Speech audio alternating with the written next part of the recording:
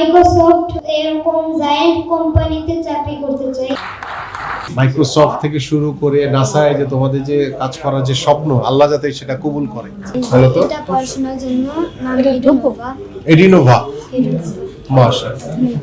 শরীয়তপুরের সেই যমজ দুই ভাই তানভীর ও তাফসির মায়ের একটি সাধারণ স্মার্টফোনে ইউটিউব দেখে যারা তৈরি করেছিল একের পর এক মোবাইল অ্যাপ। কম্পিউটার না থাকায় বড় স্বপ্ন নিয়েও এগোতে পারছিল না তারা। দুই শিশুর সেই গল্প উঠে আসে চ্যানেল 24-এর প্রতিবেদনে। আর সেই প্রতিবেদন নজরে আসে যুব ও ক্রীড়া প্রতিমন্ত্রী আমিনুল হকের। তোমাদের টিভির সেই নিউজ আমি দেখেছি। দুই ভাইয়ের হাতে তুলে দেন দুটি ল্যাপটপ। শুধু ল্যাপটপ দিয়েই দায়িত্ব শেষ করতে চান না প্রতিমন্ত্রী। তানভীর ও তাফসিরের লেখাপড়া এবং প্রযুক্তি শিক্ষায় প্রয়োজনীয় সহযোগিতার আশ্বাসও দিয়েছেন তিনি। একটি টিভি চ্যানেলে যখন দেখলাম যে দুটি যমজ ভাই তার মায়ের মোবাইল নিয়ে এবং বর্তমান তথ্য প্রযুক্তিকে ব্যবহার করে তাদের একটি স্বপ্নকে বাস্তবায়নের জন্য তারা বিভিন্ন ধরনের অ্যাপস তৈরি করেছে। যিনি রিপোর্টার ছিলেন তিনি বারবারই একটি কথা বলার চেষ্টা করছিলেন যে মায়ের মোবাইল ব্যবহার করে এই দুটি যমজ ভাই তারা অ্যাপস তৈরি করছে, তাদের ল্যাপটপের প্রয়োজন। তা আমার কাছে মনে হলো যে যেহেতু যমজ ভাই, তাহলে আমি তাদেরকে ডেকে, তাদের বাবা মাকে ডেকে দুটি ল্যাপটপ উপহার দিব এবং পাশাপাশি তাদের যদি কোনো সুযোগ সুবিধার প্রয়োজন হয় বা তাদেরকে স্থায়ীভাবে যদি কোনো কিছু প্রয়োজন হয় তখন যাতে আমরা এই কাজগুলো করতে পারি। কারণ এই ধরনের কাজগুলো আমাদের মাননীয় প্রধানমন্ত্রী তিনি সবসময় তিনি এগুলোকে উৎসাহিত করেন এবং উদ্বুদ্ধ করেন এবং তিনি সেকেই আমি তাফসির এবং যে আমাদের যে তানভীর দুই যমজ ভাইকে আমি আমার পক্ষ থেকে এই দুটি ল্যাপটপ প্রদান করা হয়েছে। বয়স মাত্র 11 বছর। কম্পিউটার নেই কোনো প্রশিক্ষণ। মায়ের স্মার্টফোনে ইউটিউব দেখে অ্যাপ তৈরির চেষ্টা করছিল শরীয়তপুরের তানভীর ও তাফসির।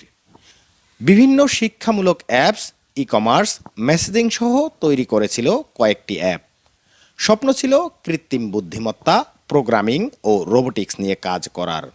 কিন্তু বড় বাধা ছিল একটি কম্পিউটার বা ল্যাপটপ। মন্ত্রীর হাত থেকে পাওয়া দুটি ল্যাপটপে পার হয়েছে প্রাথমিক সেই বাধা। এখন শুধুই এগিয়ে যাওয়ার স্বপ্ন দুই শিশুর চোখে। মার মোবাইলে যেমন ল্যাগ দিত, তারপর কিবোর্ড ছোট ছোট ছিল, এই ল্যাপটপে তো কিবোর্ড বড় বড়, তাই অনেক ভালো হয় আমার প্রোগ্রামিং করতে। এখন আর শুধু মায়ের মোবাইলের ছোট পর্দা নয়, ল্যাপটপে বড় পরিসরে নিজেদের স্বপ্নকে এগিয়ে নেওয়ার সুযোগ পেল দুই ভাই।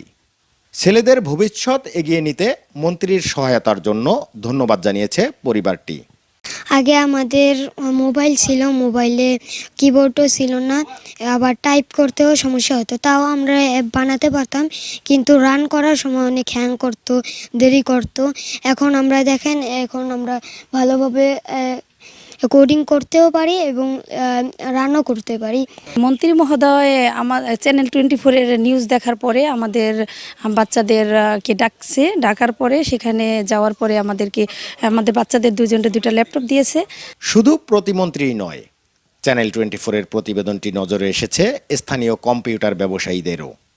শিশু দুটির পাশে দাঁড়িয়েছেন স্থানীয় অনেক ব্যবসায়ী ও উদ্যোক্তারা। আজকে ওদের আমি ইন্টারনেট সরঞ্জাম হিসেবে রাউটার অনু দিয়ে গেলাম এবং আরও কথা দিচ্ছি যে ওদের কম্পিউটার ব্যবহারের ক্ষেত্রে যত ধরনের লজিস্টিক সাপোর্ট আছে এগুলি সবসময় ওরা স্বাবলম্বী হওয়ার আগ পর্যন্ত মেবিন কম্পিউটার সবসময় ওদের পাশে থাকবে। গ্লোবাল কমিউনিকেশন ঢাকা ডিভিশনাল আইএসপির পক্ষ থেকে ওদের বাসায় একটি ফ্রি ওয়াইফাই সংযোগ দেওয়ার ব্যবস্থা করব বলে আশা ব্যক্ত করছি এবং যতদিন পর্যন্ত ওরা স্বাবলম্বী না হয় ততদিন পর্যন্ত ওদের বাসায় এই high speed broadband internet connection থাকবে।